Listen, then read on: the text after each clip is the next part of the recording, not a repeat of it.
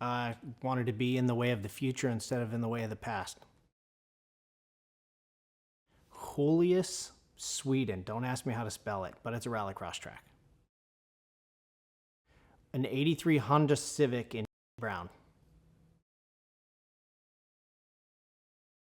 I've never driven in a McLaren F1. This would be a dream car.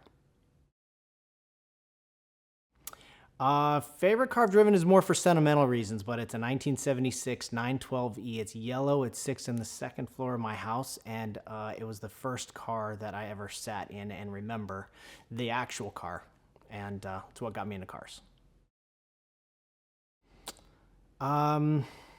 Sporting idol, I would say Colin McRae. I did get to race with him and against him, and he was absolute class on and off the track. I'm a fan of both, but really loving the F1 season this year.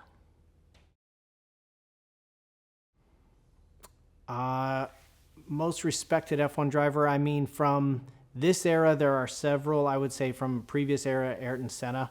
I think just the way he crushed everybody in the rain was unbelievably inspiring in those cars. Dirt is what I spend the most time on. Asphalt I'm most challenged by, and so I actually enjoy asphalt a bit more for the challenge. So I'm going to have to say asphalt, which is really weird going into Extreme E, right? If I wasn't racing cars, I was studying to be a doctor, but I probably would have found some other way to get out of that. I would say architect.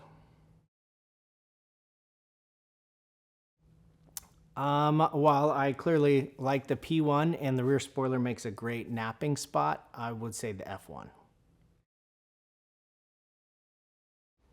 Most exciting thing about Extreme E is the locations and not knowing what you're going to be driving on until you actually get there.